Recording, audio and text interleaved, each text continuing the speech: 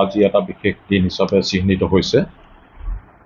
নলবাৰী জিলাৰ অধীনত বৰক্ষেত্ৰীত সদৌ অসম কবি সন্মিলনৰ বৰক্ষেত্ৰী শাখা কবি সন্মিলনৰ আজি প্ৰতিষ্ঠা হয়। বৰক্ষেত্ৰী অঞ্চলৰ বহুখিনি জ্যেষ্ঠ ব্যক্তিৰ আৰু উপস্থিতিত কাব্যপ্ৰেমীৰ সহযোগিতাত পিংকু চৌধুৰীৰ গৃহৰ চোতালত আজি অনুষ্ঠিত ৰাজহুৱা সভাত বৰক্ষেত্ৰী কবি সন্মিলন শাখা কবি সন্মিলন গঠন হয় আৰু দ্বিজেন্দ্ৰ চৌধুৰী ডাঙৰীয়াক সভাপতি হিচাপে আৰু পিংকু চৌধুৰী ডাঙৰীয়াক সম্পাদক হিচাপে লৈ এই শাখাই গতি কৰিব বুলি আমি আশা কৰিছোঁ।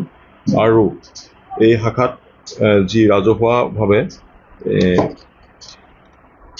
উপসভাপতি হিচাপে বিপিন চন্দ্ৰ দাস, সম্পাদক পিংকু ৰায় চৌধুৰী, প্ৰচাৰ সম্পাদক যোগেশ বৰুৱা, সাংগঠনিক সম্পাদক তনুশ্ৰী বৈশ্য, চম্পক বৈশ্য, পত্ৰিকা সম্পাদক দীপিকা দেৱী, সহকাৰী সম্পাদক হিচাপে ধনজিৎ বৈশ্য আৰু লক্ষেশ্বৰ শৰ্মাকে আদি কৰি সদস্য হিচাপে ভৱজিৎ বৰ্মন, অৰবিন্দ বৈশ্য, ৰিংকু ৰায় চৌধুৰী, খগেন শৰ্মা আৰু উপদেষ্টা হিচাপে বাপন চন্দ্ৰ হালৈ, অশ্বিনী বেজবৰুৱা, গুণেন্দ্ৰ ৰায় চৌধুৰী, উমেশ্বৰ হালৈ দেৱক উপদেষ্টা হিচাপে লৈ আজি এখন সমিতি গঠন হয়।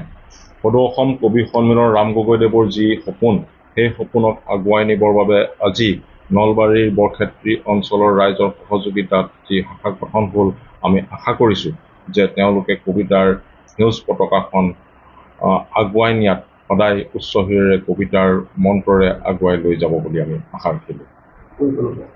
সদৌ অসম কবি সন্মিলনৰ পত্ৰিকা নতুন কবিতাৰ সভাপতি ইফতিকাৰ আহমেদ ডাঙৰীয়া, সাংগঠনিক সম্পাদক মৃণাল কুমাৰ বৰা ডাঙৰীয়া, কামৰূপ জিলাৰ উপসভাপতি প্ৰভাত বৰদলৈ ডাঙৰীয়া আদি কৰি জ্যেষ্ঠ কবি ডক্টৰ দীপক দেউৰী ডাঙৰীয়াক প্ৰমুখ্য কৰি আজি সদৌ অসম কবি সন্মিলনৰ প্ৰতিনিধিত্ব কৰি বৰক্ষেত্ৰীত উপস্থিত হৈছিল আৰু ইয়াৰ স্থানীয় ৰাইজৰ সহযোগিতাত আজি এখন কাব্যদিন অনুষ্ঠান অনুষ্ঠিত হয়। ইয়াত স্থানীয় কবিসকলে কবিতা পাঠেৰে এক মনোনীত অনুষ্ঠান অনুষ্ঠিত কৰে।